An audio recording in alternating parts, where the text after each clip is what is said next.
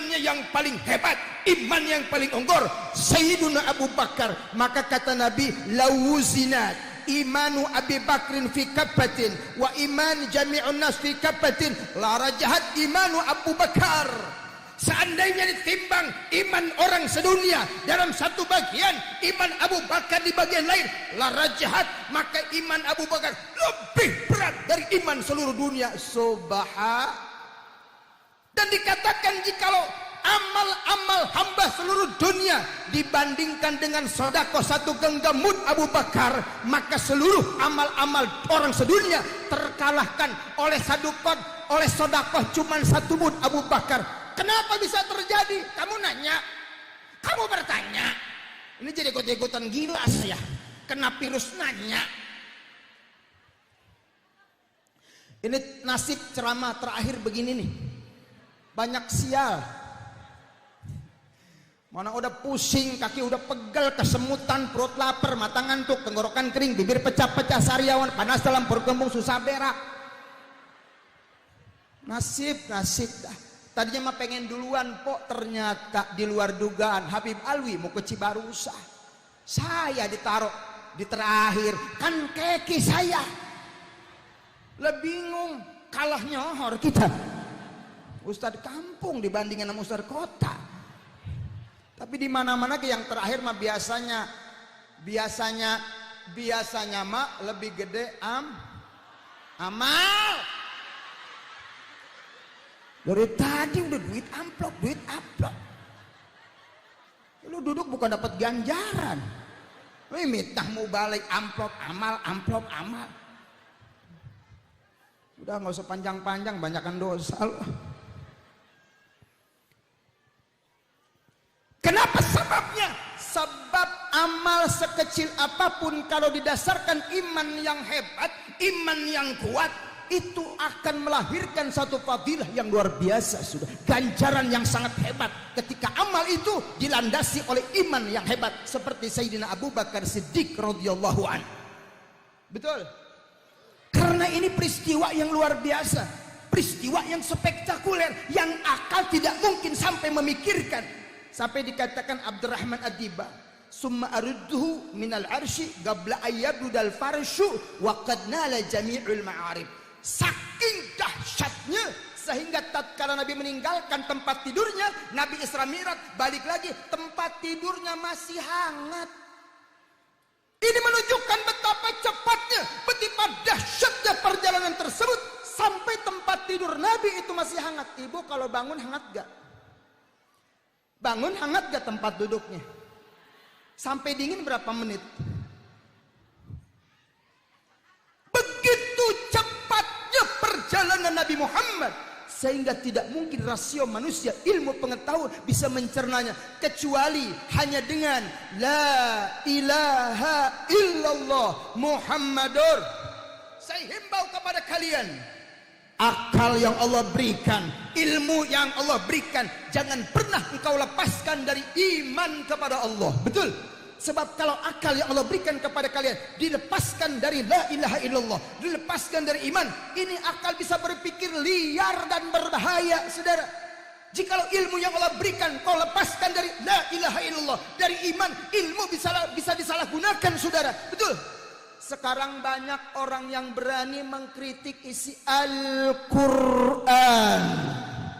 Banyak nggak? Banyak orang yang sudah berani mengkritik isi Al-Quran, padahal Al-Quran kalam Allah, wahyu kepada Nabi yang wajib kita imani, tidak boleh kita tawar-tawar dan kita pikir pakai rasio. Betul? Ketika Quran mengajarkan sesuatu, maka wajib untuk kita amalkan. Ibu setuju? Setuju? Kalau ada ayat Quran nggak enak diterima hati, imani apa tidak? Halo? Assalamualaikum. Assalamualaikum. Wujudmu ada tapi tidak bisa ditanya siapakah kamu? Apakah kamu patok kuburan? Nyaut dong, Bu. Ini ceramah terakhir pusing saya ini.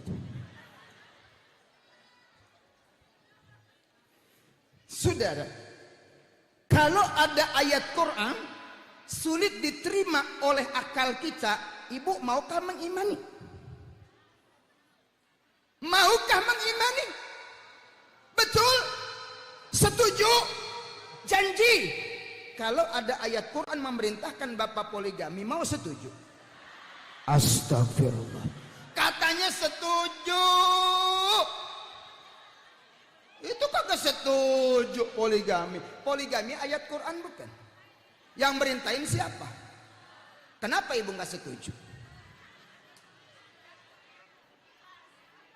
Ibu,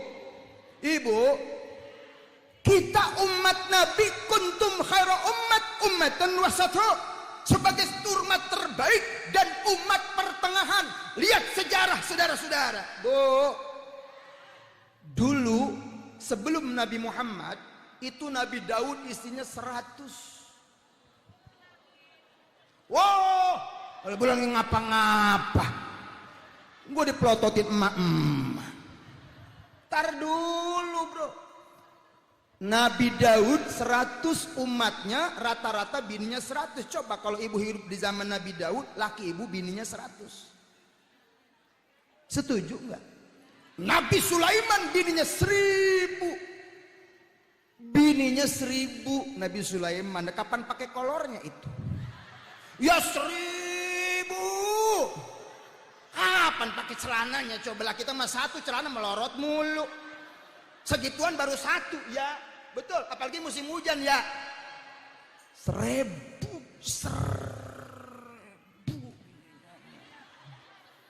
Dan umat Nabi Sulaiman rata-rata bininya 1000.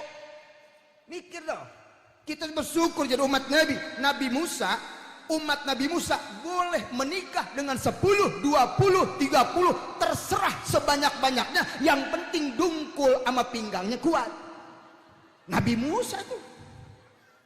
Kita umat Nabi kuntum khairu ummah, dijadikan wasatan, umat pertengahan. Alhamdulillah, sebagai tanda kasih sayang Allah kepada umat Nabi, rahmat umat Nabi dibatasi. Nabi cuma 9, umatnya cuma 4. Tidak boleh naik. Wah, kesurupan. Orang belum makan. Alhamdulillah. Syukur jadi umat Nabi cuma 4. Sulaiman 1000. Nabi Musa sepaunya. Nabi Daud 100. Alhamdulillah, kita dijadikan umat terbaik, wasaton, umat pertengahan, dibatasin 4 saja. Itu juga kalau adil. Wa alla ta'dilu fawahidah. Kalau nggak bisa adil, 1. Setuju bu? Setuju? Lega rasanya kalau ibu setuju. Alhamdulillah. Bu, ibu, biar ibu itu paham Al-Quran. Tidak kita meragukan Al-Quran. Makanya harus paham Al-Quran. Dulu ada kawin sifah. Ibu tahu kawin sifah? Pak Ustadz, Al-Quran itu nggak adil Pak Ustadz. Masa lelaki boleh 4, perempuan nggak boleh Pak Ustadz. Di mana adilnya Quran? Dengarkan Eti. Ada si Eti, si Yuyun, si Tuti, si Tati, Po Eti, Po Ijah, Kokom. Astaga. Komplit di sini ada semua. Si Susi ada. Astaga. Itu si Susi dari Sabang sampai Merauke ada baik Susi. Ibu, kawin sifah itu di zaman jahiliyah, di mana para wanita itu boleh menikah dengan 10 laki-laki, 20 laki-laki, bahkan ada yang sampai 100 laki-laki, perempuan 1, laki-laki 100. Bagaimana kagak dobrak tuh. Ini kawin sifah bro. Di zaman ibu harus bersyukur ya bu. Jadi umat Nabi itu wasaton, pertengahan, tidak berat. Alhamdulillah. Itu kawin kawin sifah, perempuannya itu 1, laki-lakinya 100. Apa yang terjadi, saudara? Ketika itu ibu melahirkan anak, si ibu bingung nisbatnya kemana, sampai diproses di pengadilan untuk tahu siapa ayahnya, saudara. Akhirnya dibawa ke pengadilan untuk cari siapa ayah anak ini, sebab rame-rame. Bingung ini anak siapa ini? Bingung nggak, Bu? Bingung nggak? Akhirnya kata hakim, coba kumpulkan laki-laki yang pernah nanam saham. Siapa-siapa? Kumpul semua. Dikumpulin tuh laki-laki yang pernah nanam saham di situ. Kata Pak Hakim, bawa anak ibu, coba buka, mirip siapa ini anak. Kalau ada yang mirip berarti itu bapaknya. Begitu dibuka, mirip Pak Hakim. Ternyata kata Pak Hakim, kayaknya gua cuma sepotong. Begitu dulu, makanya Nabi Muhammad diutus oleh Allah dengan membawa syariat yang penuh dengan kemudahan, yang penuh dengan fitrah kemanusiaan. Alhamdulillah, ibu-ibu enggak boleh lakinya 4, bapak-bapak mah boleh bininya 4. Gua pulang di demo nih gua nih. Tenang dulu, Bu, tenang, ibu harus tenang. Bu, sabar, belum berakhir, ntar gua bela lu. Bu, teko sama gelas, teko bapak ibu gelas. Kita ngomong logika aja, Bu, kita pantesin aja. Kalau tamunya 4, yang 4 apa, teko apa gelas? Tuh kan, tekonya 1, gelasnya cocok nggak? Cocok nggak? Cocok nggak? Cocok, setuju? Udah. Tekonya 1, gelasnya 4, cocok, Bu. Lo tamu 4, tekonya 4, gelasnya 1. PA. Ya gelas mah 4, teko 1, wajar, betul? Ibu, saya mau ngomong sama ibu aja. Pak, serem banget, Pak. Bapak mah serius banget sih. Ibu, tuh enak, Pak, kompak. Ya, Pak, serem gua. Ibu-ibu mah luar biasa, begitu kompak, masya. Lihat ibu-ibu pada kompak, pada pakai kudungan. Di sini mah tahu, di sono mah. Makanya kelihatan yang nggak biasa mah kudungannya miring sebelah. Orang kagak biasa. Saya singkat aja ya, Bu, ya. Ini waktu udah siang, saya kalau ceramah begini jika kagak enak ini. Udah mau johor gua. Bu, ada cerita di Tangerang, ada penggusuran lahan warga, pekuburan. Dari salah satu kuburan, ada kuburan, Bu, seorang wanita digali utuh jasadnya, bahkan kain kafannya masih putih, wangi, mengeluarkan cahaya yang luar biasa, harum banget. Ini kejadian di Kampung Doyong di Tangerang. Ini cerita sudah tersebar di mana-mana. Ditanya sama anaknya, ini emak kamu betul? Kenapa kok bisa begini? Emakmu mati 20 tahun yang lalu, tapi kenapa jasadnya utuh, kain kafannya putih, wangi, bersinar? Apakah ibumu ini amalnya banyak? Biasa. Apakah sering baca Quran? Biasa. Sholatnya bagaimana? Biasa saja. Tapi kenapa bisa begini? Ibu saya dulu di madu. Salah lagi, baik gua ngomong dah. Ibu saya di madu. Tapi nggak semua yang di madu begini. Iya, ibu saya di madu, sabar, ikhlas, dan ridho. Setiap suamimu gilir ke yang muda, bajunya disetrikain, celana disetrikain. Tuh sabarnya bini. Kalau yang muda nggak punya duit, dikasih sama yang tua. Kalau yang muda sakit dikerokin tuh sama ibu saya. Racun sekalian katanya begitu.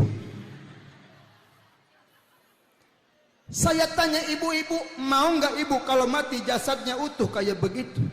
Maukah ibu ketika mati wangi bersinar? Mau? Kata ibu, mendingan busuk Habib.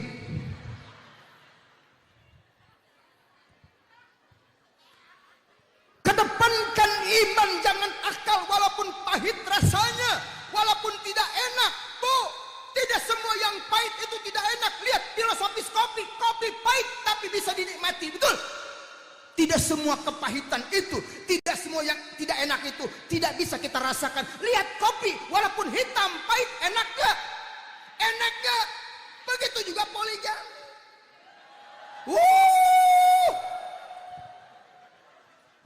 Udah anda kalau begini caranya nih.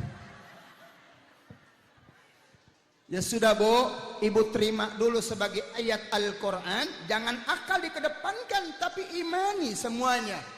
Ibu jangan menista satupun. Sekarang tugas ibu bagaimana supaya suami tidak pindah ke lain hati. Bagaimana supaya suami supaya setia, cinta sama ibu. Mungkin servis anda harus meningkat. Itu tugas anda sebagai istri. Gak usah ngutak-ngatik ayat Quran, apalagi menista ayat poligami. Ini Quran, kalam Allah. Jangan kau protes sama Quran. Mungkin tugas ibu servismu perbaiki, supaya suami tetap cinta sama ibu, tetap nyaman dekat ibu. Betul? Bagaimana caranya? Servis yang baik. Di rumah dengan suami pakai baju yang bagus, pakai minyak wangi, senyum kalau suami pulang. Bagaimana supaya suami resep, betah, nyaman? Mana mungkin suamiku pulang ke astagfirullah tanpa kau berikan gula-gula. Ini penyanyi dangdut semua ini mah. Apa lagu LP itu? Servis yang baik. Bapak-bapak sebagai suami kalau pengen istri glowing kasih modal. Sebab cantik itu mahal, mesti pakai duit. Betul nggak Bu? Betul nggak Bu? Dengerin Bapak. Berapa duit sekarang harga bedak? Bapak silakan sekali-kali ke toko bedak.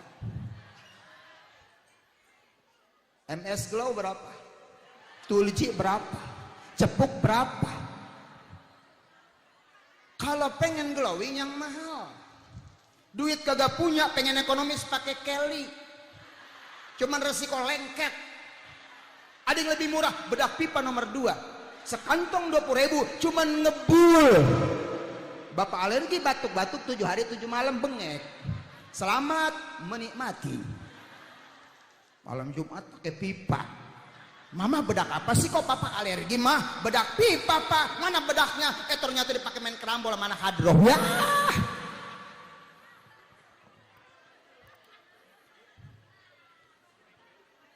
Dahulukan iman, jangan akal. Ketika ada ajaran Islam yang sulit diterima akal, alam gaib, mukjizat Nabi Muhammad SAW, maka kedepankan iman, jangan kau kedepankan akal. Betul? Terangi cahayamu dengan iman, baru akal berbicara, saudara. Supaya engkau itu selamat, tidak ragu dengan ajaran Nabi besar Muhammad. Assalamualaikum warahmatullahi wabarakatuh.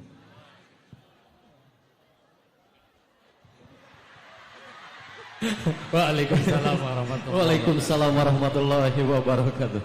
Terima kasih kepada Al Habib Ja'far Abdullah Al Hadid yang sudah menyampaikan tausiah